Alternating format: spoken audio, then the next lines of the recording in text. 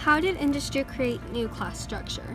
The Industrial Revolution brought great riches, and during the Industrial Revolution, there was a huge population increase in the cities, making a higher demand for employment.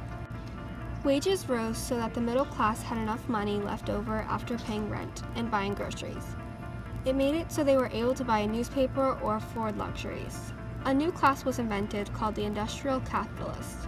During the Industrial Revolution, almost anyone could become rich and powerful, and almost anyone could change their class. The Industrial Revolution brought a religious movement. Because people moved away from their homes and old churches to work in the cities, and because they worked in horrible living conditions, they needed hope. This movement was called the Methodist movement.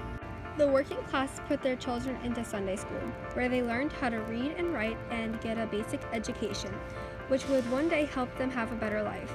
This movement also helped workers channel their anger from the revolution and focus it on the reforms. The middle class was made up of people who owned well-furnished houses, lived on paved streets, and owned expensive clothing. Most of the middle class invested in mines and shipping companies.